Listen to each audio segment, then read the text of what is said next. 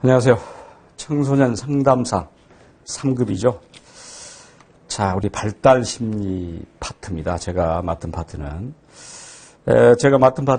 발달 심리, 그다음에 학습 이론, 그리고 청소년 이해, 이 세 파트입니다.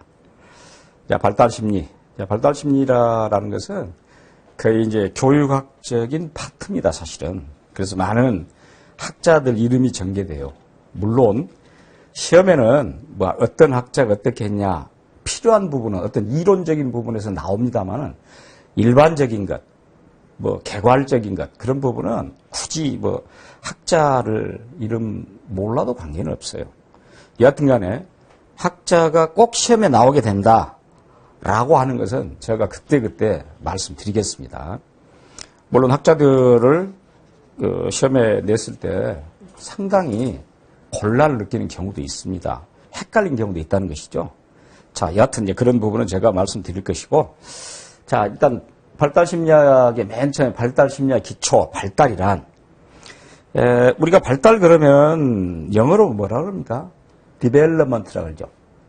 우리가 뭐 경제 발달, 무슨 발달, 뭐 모든 발달이라는 부분은 development라는 말을 씁니다. 역시 마찬가지예요. 우리 심리학에서도 발달 그러면 D라고 표현해서 development라 그렇게 말합니다. 자, 먼저 발달의 개념을 볼까요? 발달의 개념 보면은, 자, 발달이란 인간이 태어나서 사망할 때까지. 여러분들 잘 쓴 말로 평생교육 개념에서 뭐라 그럽니까? 요람에서 무덤까지 이런 말 쓰죠? 이제 처음부터 끝까지니까. 그 사이에 일어나는 인간 내부의 어떤 변화이다. 특히 발달의 굉장히 중요한 단어는 변화입니다. 어떤 변화가 일어나야 된다, 이런 뜻이거든요. 그러니까 변화가 되지 않으면 발달이 아니다. 발달은 반드시 변화를 수반한다 라고 이해를 하셔야 됩니다. 코프카라는 사람 이야기했는데, 물론 이 코프카라는 학자도 그렇게 뭐 싹 이름을 여기서는 알아야 될 학자는 아닙니다. 뭐 다른 이론에서는 또 코프카의 내용이 나옵니다만은, 발달의 개념을 보면은 발달은 유기체의 양적 증대. 자, 양적 증대, 유기체는 이렇게 생각합시다. 이거는 우리는 인간 발달을 대표적으로 다룬 것이니까 여기에서는, 자, 유기체의 양적 증대. 여기 유기체는 인간이라는 뜻입니다. 인간의 유기체란 말 잘 아시겠지만 오거니제이션. 양적 증대. 양적 증대는 이렇게 생각하면 돼요. 여러분들 막 갓 태어난 아이는 대략 어느 정도 됩니까? 뭐 커봐야 5kg 이내입니다. 그러면은 그 이전 뭐 미숙아는 1, 2kg도 있겠습니다만은 보통 3, 4kg 됩니다. 그 정도였다가 참져 보세요. 우리가 그 아이들이 커나가는 과정에서 보면 두 번 많이 큽니다. 갓 태어나서 영아기라 그래요, 영아기. 갓 태어나서 영아기에서 딱 한 살 되기 전까지 갑자기 많이 큽니다. 그때 굉장히 많이 커요. 그리고 또 청소년기 많이 큽니다. 뭐가 큽니까? 키가 크다든지 혹은 몸무게가 늘어난다든지, 이게 쉽게 말하면 신체의 어떤 부피가 커진 것입니다. 그걸 양적 증대라 그래요. 그 다음에 기능의 유능화. 자, 기능의 유능화라는 것은 여러분들 어린애들 막 갓 태어나면은 들어 누워만 있잖아요. 조금 지나면 어쩌니까 뒤집죠. 조금 지나면 기지요. 그리고 여러분들 어린애들은 숟가락은 사용하죠. 젓가락은 사용하지 못하잖아요. 그래서 이제 서너 살 지나게 되면 젓가락질 가르치고 이렇게 하면 또 젓가락질도 하게 되죠.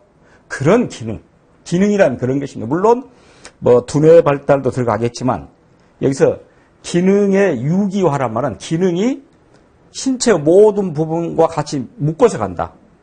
그러니까 우리가 여러분 생각하면은 머리 따로, 입 따로, 손 따로 놓을 수가 있어요. 그건 유기화를 하지 않습니다. 유기화란 말은 동시에 같이 일어난다는 뜻이야.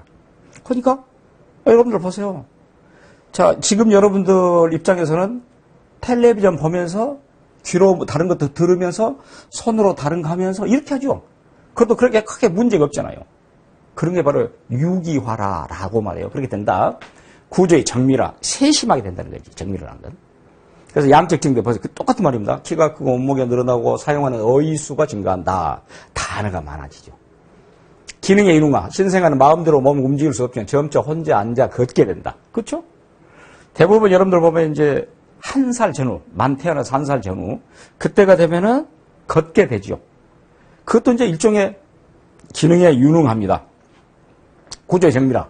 어린이의 거칠고 어색한 행동이 차츰 세련되어지고 각 기관이 정밀화되어 간다. 이처럼 자, 유기체가 양적으로 증대하고 기능이 다 유기체가 앞에 붙어야 되겠죠. 그러니까 그냥 인간이, 사람이 또 구조가 정밀화되어 간다. 라고 말하고, 헐록이라는 학자는 발달은 순서가 있고 전후 맥락을 가진 한 패턴을 이루어 진행되는 점진적인 계열의 과정이다.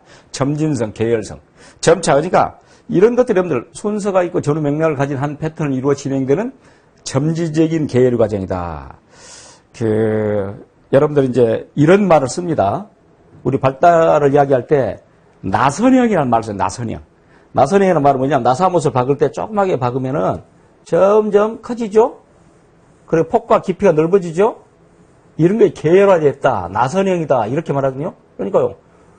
깊이가 깊어지고 폭이 커지잖아요. 이런 식으로. 이런 걸 소위 말하는 방금 말한 점진적인 계열의 과정이다. 라고 말하고.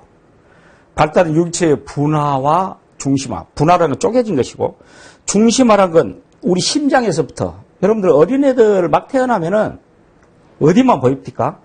아마 머리하고 상체만 보일 겁니다. 머리가 커요. 그러다가 점점 말초로 신경이 가잖아요. 그런 분화, 중심화다라고 얘기를 합니다.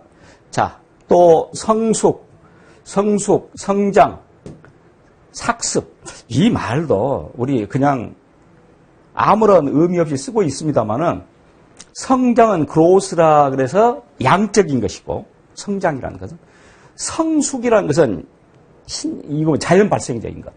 우리가 이런 얘기 쓰잖아요. 우리가 어떤 아이들을 어릴 때 보고 나서 한참 20살 전후 때 봤다 그럽시다. 그럼 우리는 부모들이, 다른 사람들이 뭐라 하냐면, 너 꽤 숙성했구나. 그 말이죠, 숙성. 숙성이나 성숙은 뒤집으면 똑같은 단어입니다. 성숙은 그런 개념이야. 그러니까, 신경생리학적, 생화학적, 어떤 자연 발생적. 학습은 반드시 인위적인 뭔가 있어야 됩니다. 우리 학습을 다른 말로 교육이라고 해도 돼요. 학습이라는 것은 경험이나 연습 결과 나타나는 비교적 지속적인 행동의 변화다. 원래 교육도 이렇게 말해요. 비교적 지속적 행동의 변화다. 이렇게 말하거든요. 이게 같은 맥락이야. 그러나 이제 성장, 성숙, 학습 이런 개념은 구분해서 알 필요가 있다라고 보겠습니다. 그다음에 발달의 주요 원리라고 해서 메코넬. 물론 이 학자도 그렇게 알 필요 없습니다만 이건 이제 잘 알아야 돼요. 이 발달의 중요 원리라고 해가지고 지금 4가지 내용이 나오는데 이런 건 시험에 잘 내고 그 각각의 예를 들어서 내기도 합니다. 자, 맨 처음에 발달에는 순서가 있으며 이 순서는 일정하다. 그 말은 자, 상부에서 하부로, 중심에서 말초로, 전체에서 부분으로. 이것도 굉장히 우리가 잘 알아야 될 용어인데 자, 제가 아까 이야기했어요. 아이가 갓 태어나면은 여러분 뱃속에 있는 태아를 사진을 본다든지 갓 태어난 영아를 본다든지 하면은 거의 머리밖에 안 보여요. 거의 머리가 2분의 1, 반 이상입니다. 그래서 머리 상부에서